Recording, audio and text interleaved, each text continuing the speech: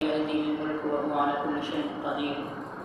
وقال الله تبارك الذي نزل الفرقان على عبده ليكون للعالمين نذيرا. صدق الله العظيم وصدق رسوله النبي الكريم. وقال النبي صلى الله عليه وسلم اللهم بارك لأمتي في بكورها أو كما قال عليه الصلاة والسلام. میرے انتہائی واجب الاحترام سامعین اعظام، آج کی اس درس حدیث شریف کی مجلس میں آپ کے سامنے برکت کے حوالے سے احادیث مبارکہ کی روشنی میں کچھ معروضات عرض کرنے کی جسارت کر رہا ہوں، اس دعا کے ساتھ کہ اللہ رب العزت عمل کرنے کی توفیق عطا فرمائے اور حق بات کہنے کی توفیق عطا فرمائے۔ حضرات محترم، آج ہر طرف مہنگائی کا رونا رونا ہے۔ ان حالات کے اندر زیادہ ضرورت اس بات کی ہے کہ ہم کچھ ایسے اعمال اختیار کریں کہ ہماری تھوڑی کمائی میں ہی اللہ رب العزت سے برکت عطا فرما دے۔ برکت کیا ہے، اس کا مفہوم کیا ہے، اور برکت کا حصول کس طرح سے ممکن ہے۔ برکت کے لغوی معنی ایک تالاب کے ہیں، حوض کے ہیں۔ جیسے حوض کے اندر زیادہ پانی جمع ہوتا ہے، اسی طرح جس چیز کے اندر خیر کثیر ہو اس کو برکت کہا جاتا ہے۔ اللہ رب العزت کسی بھی چیز میں جب خیر اور بلائی رکھ دیتے ہیں تو اس کو ہم برکت سے تعبیر کرتے ہیں۔ برکت کو محسوس تو کیا جا سکتا ہے، لیکن یہ کوئی مادی چیز نہیں ہے کہ اس کو ہم آنکھوں سے دیکھ سکیں۔ برکت کا تعلق اللہ رب العزت کی ذات کے ساتھ ہے۔ اللہ خود بھی بابرکت ہے، اور ہر برکت والی چیز کا تعلق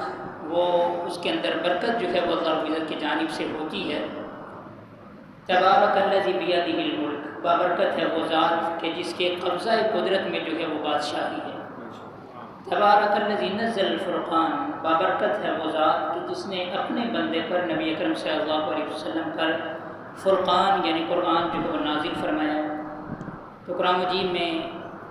بہت سے مقامات پر اللہ رب العزت کو بابرکت فرمایا گیا ہے۔ پھر آپ صلی اللہ علیہ وسلم کو مبارک کہا گیا ہے، برکتوں والا۔ پھر قرآن کو مبارک فرمایا گیا ہے۔ پھر مسجد اقصیٰ کو، مسجد حرام کو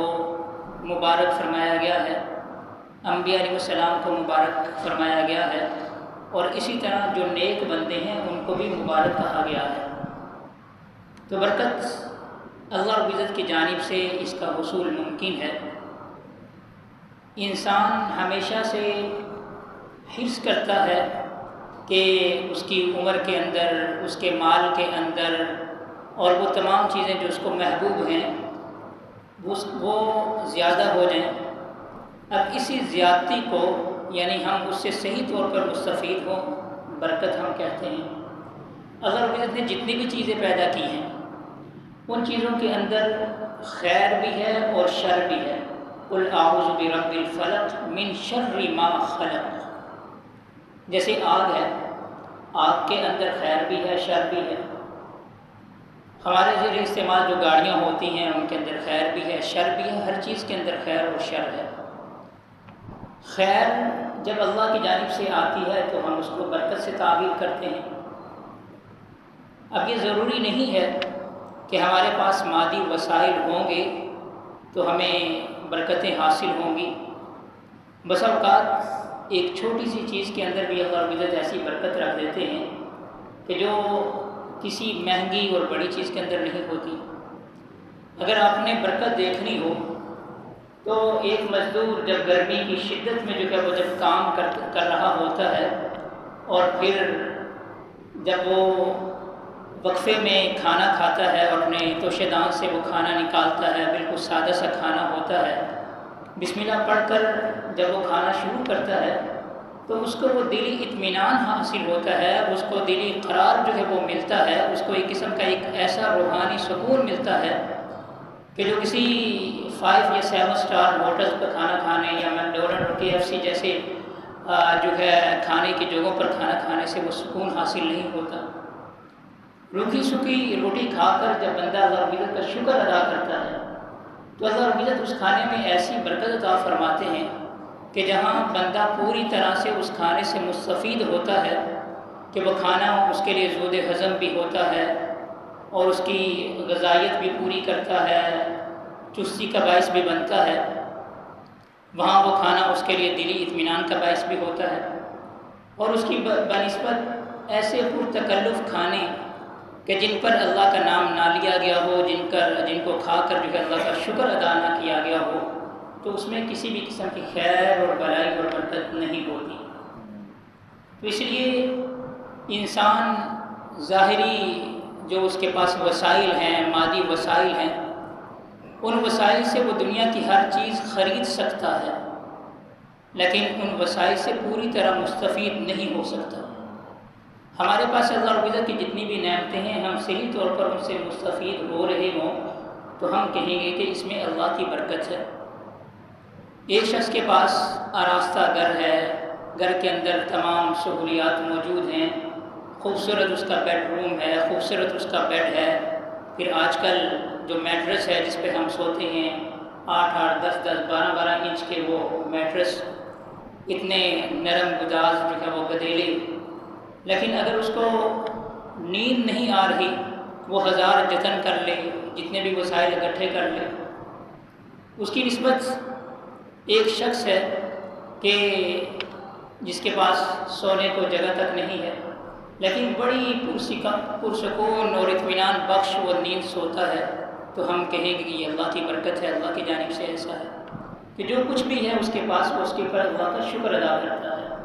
یہی وجہ ہے کہ آپ صلی اللہ علیہ وسلم نے فرمایا کہ دنیاوی معاملات کے اندر، نعمتوں کے اندر جو ہے وہ آپ اپنے سے بالا شخص کو مت دیکھیں، جو آپ سے کمتر ہے اس کو دیکھیں، اور تاکہ آپ اس کے اوپر اللہ کا شکر ادا کر سکیں کہ میرے پاس تو اللہ کا دیا ہوا بہت کچھ ہے۔ اور اعمال کے اندر اپنے سے بڑے شخص کو دیکھیں کہ فلاں آدمی بڑا نمازی ہے، بڑا پرہیزگار ہے، تو میں بھی جو ہے اسے سبقت لے جاؤں۔ فاستبقوا الخیرات کا حکم ہے کہ نیکیوں میں سبقت لے جانے کا۔ اب یہ برکت یہ کیسے حاصل ہو؟ اس کے لیے سب سے بنیادی چیز جو ہے وہ تقویٰ ہے، اور تقویٰ کسے کہتے ہیں؟ کہ جن چیزوں کا اللہ رب العزت نے حکم دیا ان کو اختیار کیا جائے، ان کے اوپر عمل کیا جائے، اور جن چیزوں سے اللہ رب العزت نے روکا ہے، جن چیزوں سے اللہ رب العزت نے منع فرمایا ہے، ان سے اجتناب کیا جائے، ان سے بچا جائے، یہی تقویٰ ہے، اللہ کا خوف، اللہ کی اطاعت و فرما برداری، اور یہ رزق میں برکت کا وسیلہ ہے۔ جب تک ہم تقویٰ اختیار نہیں کریں گے تو ہمارے رزق کے اندر جو ہے وہ برکت پیدا نہیں ہو، اور یہ تقویٰ جو ہے وہ برکت کا پیش خیمہ ہے۔ پھر اسی کے ساتھ ساتھ جو ہے وہ دعا ہے کہ ہمیں اللہ رب العزت کی ذات سے ہر وقت مانگتے رہنا چاہیے، ہر وقت اللہ رب العزت سے جو ہے وہ خیر کی امید رکھنی چاہیے۔ اللہ رب العزت سورہ فرقان کی آخری آیت میں فرماتے ہیں قُلْ مَا يَعْبَأُ بِكُمْ رَبِّي لَوْلَا دُعَاؤُكُمْ، کہ آپ صلی اللہ علیہ وسلم لوگوں سے فرما دیں کہ اگر تم اپنے رب سے نہیں مانگو گے تو پھر تمہارے رب کو تمہاری کوئی پرواہ نہیں ہوگی۔ اللہ رب العزت چاہتا ہے کہ میرا بندہ مجھ سے ہر وقت مانگتا رہے۔ تو برکت کی دعا کرنا اپنی تمام نعمتوں کے اندر یہ مسنون ہے، یہ سنت ہے، اور پھر اپنے بزرگوں سے دعاؤں کا لینا، برکت کی دعاؤں کا لینا، یہ بھی سنت ہے۔ تو اگر ہم جیسے کسی کو دعا دینا، کسی سے دعا لینا، یہ کوئی مشکل کام نہیں ہے۔ السلام علیکم ورحمۃ اللہ وبرکاتہ جب ہم سلام کرتے ہیں تو ہم کسی کو دعا دے رہے ہوتے ہیں، اور جب وہ ہمیں دعا دیتا ہے وعلیکم السلام ورحمۃ اللہ وبرکاتہ، تو یہی ہمارے لیے برکت کا ذریعہ بنتی ہے۔ اسی لیے تو حدیث میں حکم ہے کہ جب بھی آپ اپنے گھر میں داخل ہوں یا کسی بھی گھر میں داخل ہوں تو آپ سب سے پہلے سلام کریں۔ اگر گھر میں کوئی بھی موجود نہیں ہے تب بھی آپ سلام کریں کہ رحمت کے فرشتے موجود ہوں گے، نیک جنات موجود ہو سکتے ہیں۔ تو ایک صحابی آپ صلی اللہ علیہ وسلم کے پاس تشریف لائے اور آ کر عرض کی کہ یا رسول اللہ صلی اللہ علیہ وسلم کے ان دنوں سے فاقہ ہے۔ تو آپ صلی اللہ علیہ وسلم نے اس سے فرمایا کہ اپنے گھر جب جاؤ تو سلام کیا کرو، سلام کا اہتمام کیا کرو، گھر والوں کو سلام کیا کرو۔ کچھ دن بعد وہ صحابی آپ صلی اللہ علیہ وسلم کی خدمت اقدس میں دوبارہ حاضر ہوئے اور فرمایا کہ یا رسول اللہ صلی اللہ علیہ وسلم، اللہ رب العزت نے نہ صرف مجھ پر سے فقر و فاقے کو دور کر دیا ہے بلکہ میرے اڑوس پڑوس سے بھی فقر و فاقے کو جو ہے وہ دور کر دیا ہے۔ تو یہ کوئی مشکل عمل نہیں ہے۔ پھر آپ صلی اللہ علیہ وسلم ہر موقع پر اپنے اصحاب کو، اپنے امتیوں کو جو ہے وہ برکت کی دعائیں دیا کرتے تھے۔ حضرت جابر بن عبداللہ رضی اللہ تعالیٰ عنہما سے روایت ہے، فرماتے ہیں کہ غزوہ احزاب کا موقع تھا، آپ صلی اللہ علیہ وسلم کو میں نے دیکھا کہ کئی دنوں سے، غالباً 3 دن سے جو ہے بھوکے ہیں، کھانے کو کچھ بھی نہیں ہے۔ تو مجھے آپ صلی اللہ علیہ وسلم کو دیکھ کر آپ کی بھوک جو ہے برداشت نہ ہو سکی کہ آپ صلی اللہ علیہ وسلم کس قدر جو ہے وہ پریشانی کے عالم میں ہیں۔ تو میں گھر آیا، میں نے اپنی اہلیہ سے کہا کہ کھانے کو جو کچھ بھی ہے وہ لے کر آؤ۔ اس نے کہا ایک بکری کا بچہ ہے، چھوٹا سا ہے، اور کچھ جو ہے آٹا ہے اس کا۔ تو میں نے کہا کہ تم ایسا کرو کہ آٹا گوندو، اور بکری کا جو بچہ ہے وہ میں نے ذبح کیا، اور میں گیا آپ صلی اللہ علیہ وسلم کے کان مبارک میں آہستہ سے میں نے سرگوشی کی، کیونکہ دیگر صحابہ کرام بھی تھے۔ میں نے آپ صلی اللہ علیہ وسلم سے یہ عرض کی کہ یا رسول اللہ صلی اللہ علیہ وسلم، آپ ہمارے گھر جو ہے وہ تشریف لے آئیے، ضیافت کا اہتمام ہے، اپنے ساتھ 2-4 مزید صحابہ کرام کو، افراد کو بھی لے آئیے ساتھ۔ تو آپ صلی اللہ علیہ وسلم نے جیسے ہی میری بات سنی تو آپ صلی اللہ علیہ وسلم نے بآواز بلند فرمایا کہ سارے کے سارے تیاری کرو، ہم نے جابر کے گھر جانا ہے رضی اللہ تعالیٰ۔ حضرت جابر رضی اللہ تعالیٰ پریشان ہو گئے، کھانا تھوڑا ہے، اور آپ صلی اللہ علیہ وسلم نے سارے صحابہ کرام کو حکم دیا، اور صحابہ کرام کی تعداد 1000 سے تجاوز تھی، 1000 سے زائد صحابہ کرام یہاں موجود تھے۔ تو آپ صلی اللہ علیہ وسلم نے حضرت جابر رضی اللہ تعالیٰ سے فرمایا کہ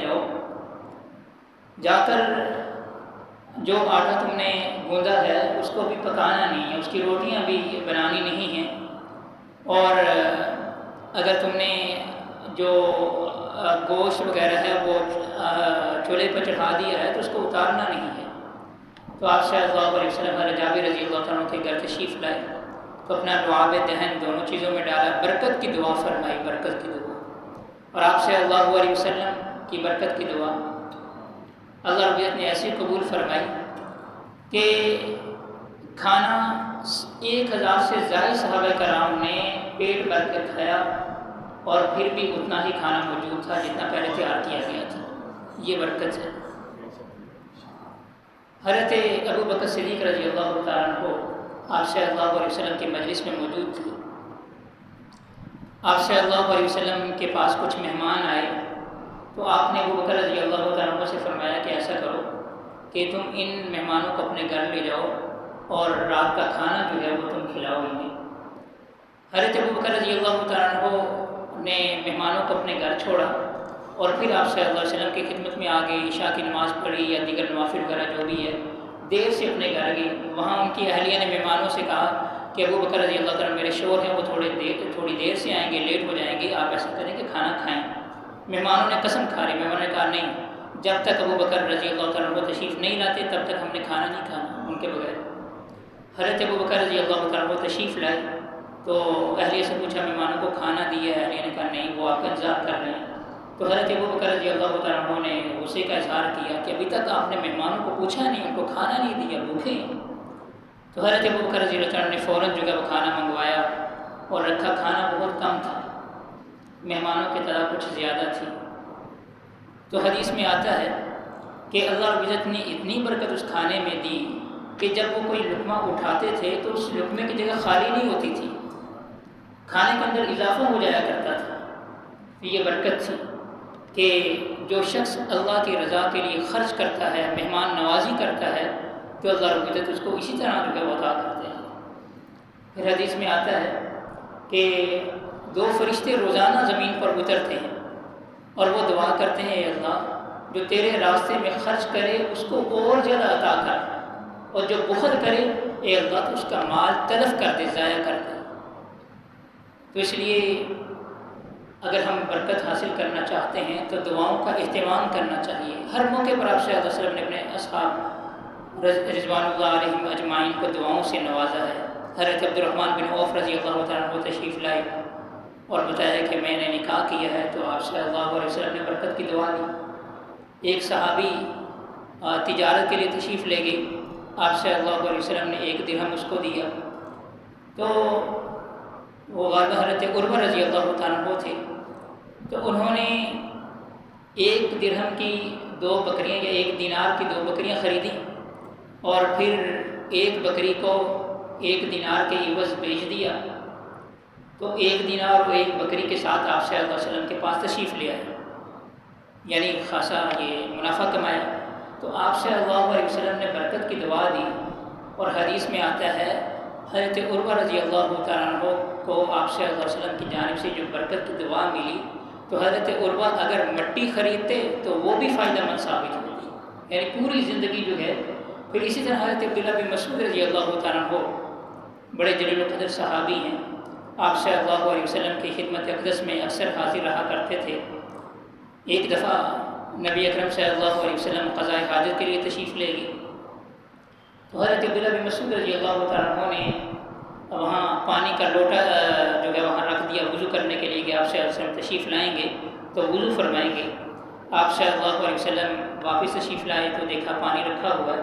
تو آپ نے صحابہ سے پوچھا یہ کس نے رکھا ہے؟ تو صحابہ کرام رضوان اللہ علیہم اجمعین نے فرمایا کہ یہ عبداللہ بن مسعود رضی اللہ تعالیٰ عنہ نے رکھا ہے۔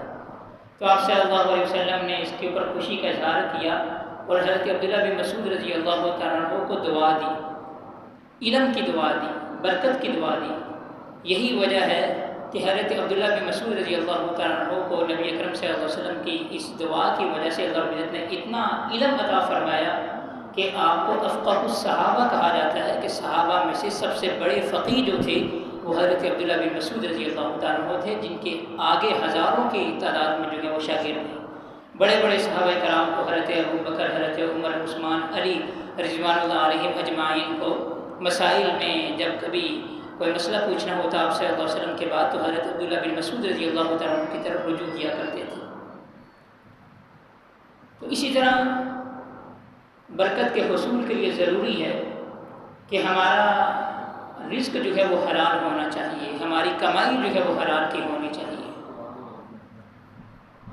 تو جب تک ہماری کمائی حلال کی نہیں ہوگی تب تک جو ہے وہ برکت حاصل نہیں ہو سکتی۔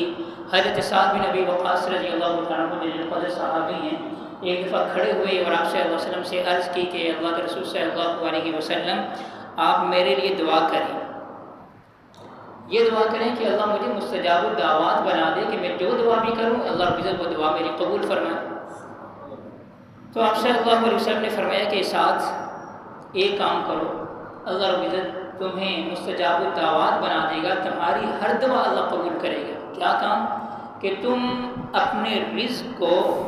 اپنی خوراک کو پاکیزہ کر لو، کہ تمہارے رزق کے اندر، تمہاری خوراک کے اندر، تمہارے کھانے پینے کی اشیاء کے اندر حرام کی کسی بھی صورت آمیزش نہیں ہونی چاہیے۔ اس طرح ایک اور روایت میں آتا ہے کہ اگر کوئی آدمی ایک لقمہ حرام کا کھاتا ہے تو 40 دن تک اللہ رب العزت اس کی دعاؤں کو، اس کی عبادات کو قبول نہیں فرماتا۔ حضرت عبداللہ بن عمر سے روایت ہے، یا حضرت عمر رضی اللہ تعالیٰ عنہ سے روایت ہے، فرماتے ہیں کہ اگر آپ لوگ اس قدر نمازیں پڑھیں کہ نمازیں پڑھ پڑھ کر آپ کی پیٹھ جو ہے، آپ کی کمر جو ہے وہ ٹیڑھی ہو جائے، اور اس قدر روزے رکھیں کہ روزے رکھ رکھ کر آپ بہت زیادہ کمزور اور بالکل باریک ہو جائیں، تو اس کا فائدہ آپ کو نہیں ہو سکتا جب تک آپ حرام کو نہیں چھوڑیں گے۔ حلال رزق میں اللہ رب العزت نے جو ہے بڑی برکت رکھی ہے۔ تو آپ صلی اللہ علیہ وسلم کے فرمان کے مطابق رزق حلال جب تک نہیں ہوگا تو یہ برکتیں نہیں ہوں گی۔ آج ہم دیکھ لیں کہ ہمارا کھانا پینا کیسا ہے، کہیں ہماری تجارت کے اندر ہم سے کوئی غلطیاں تو سرزد نہیں ہو رہی، ناپ تول میں کمی تو نہیں ہو رہی۔ ابن ماجہ کی روایت ہے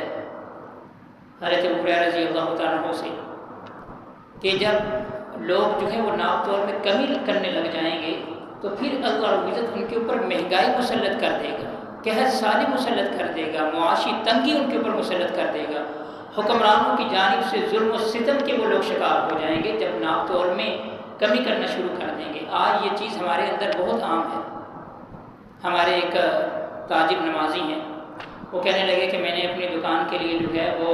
اوزان تیار کروانے تھے، کچھ بٹے وغیرہ وہ تیار کروانے تھے، تو وہ تیار کرنے والے نے میرے سے پوچھا کہ 1 کلو میں 1000 گرام ہوتے ہیں، تو یہ کتنے اس میں کم کرنے ہیں، یعنی 900 گرام کا بٹا تیار کرنا ہے، کتنے کا؟ تو میں نے کہا یہ کیا چکر ہے؟ تو وہ کہنے لگا میرے پاس لوگ آتے ہیں، وہ کم کرواتے ہیں، ناپ تول میں جو ہے وہ کمی، اور اس طرح سے اللہ رب العزت معاف فرمائے۔ تو یہی وجہ ہے کہ اگر ایک ایماندار تاجر ہوگا تو کل کو اگر دنیا کے اندر اس نے اللہ اور اس کے رسول صلی اللہ علیہ وسلم کی تعلیمات اور ہدایات کے مطابق تجارت کی ہوگی، ایمانداری سے اس نے اپنا کام کیا ہوگا، تو پھر اس کا حشر جو ہے کل قیامت کے دن وہ انبیاء اور صدیقین کے ساتھ اس کو اٹھایا جائے گا۔ تو اس لیے رزق حلال، اور اسی کے ساتھ ساتھ جو ہے وہ تلاوت قرآن ہمارے گھروں میں برکت کا باعث ہے کہ ہمارے بزرگ جو ہیں، ہماری گھر کی خواتین گھروں میں تلاوت کیا کرتے تھے یہ لوگ، تو گھروں میں برکت ہوتی تھی۔ اور آج ہمارے بچے، خاص طور پہ ہمارے نوجوان نسل جو ہے وہ قرآن کی تلاوت سے بہت دور ہے، پوری رات جو ہے وہ موبائل استعمال کرتے رہیں گے، لیکن جب اذان ہوگی تو نیند آنا شروع ہو جائے گی، سو جائیں گے، کوئی پرواہ ہی نہیں ہوگی۔ تو آج ہمارے گھروں سے جو ہے وہ برکتیں اس لیے روٹ گئی ہیں کہ ہم نے کوئی اہتمام ہی نہیں کیا برکت کے حصول کے لیے۔ آج جو ناجائز چیزیں ہمارے گھر موجود ہیں، آپ صلی اللہ علیہ وسلم کی حدیث مبارکہ ہے جس کا مفہوم ہے کہ قیامت کی نشانیوں میں سے یہ ہے کہ ہر گھر میں جو ہے وہ ناچ گانا عام ہوگا۔ ناچ گانے کے جو آلات ہیں، موسیقی میوزک کے جو آلات ہیں وہ عام ہوں گے، اور یہ سب کچھ آج ہمارے گھر میں موجود ہے۔ تو ان چیزوں کو ہم صحیح طور پر استعمال کریں گے۔ یہ جو دجالی فتنہ ہے سوشل میڈیا کا، موبائل کا، تو اس کو ہم، جیسے میں نے ذکر کیا نا کہ ہر چیز کے اندر، ہر چیز میں اللہ رب العزت نے خیر کو بھی پیدا کیا اور شر کو بھی پیدا کیا ہے۔ تو اگر ہم ان کو صحیح طور پر استعمال کریں گے، دین کے مقاصد کے لیے استعمال کریں گے تو یہ ہمارے لیے خیر ہے، تو ادروائز یہ ہمارے لیے شر ہی شر ہے۔ اسی طرح کھانا کھاتے ہوئے یہ چھوٹی چھوٹی چیزیں بہت زیادہ اہمیت کی حامل ہوتی ہیں۔ کھانا کھاتے ہوئے کھانے کے جو آداب ہیں، جو سنن ہیں، ان کا خیال رکھ کر، ان آداب کا خیال رکھ کر اگر ہم کھانا کھائیں گے تو برکتوں کا نزول ہوگا۔ ایک صحابی نبی اکرم صلی اللہ علیہ وسلم کے پاس تشریف لائے اور فرمایا کہ یا رسول اللہ صلی اللہ علیہ وسلم، ہم کھانا کھاتے ہیں لیکن ہمارے پیٹ نہیں بھرتے۔ آپ صلی اللہ علیہ وسلم نے فرمایا لعلکم تفترقون، شاید کہ تم جدا جدا ہو کر الگ الگ بیٹھ کے کھانا کھاتے ہو،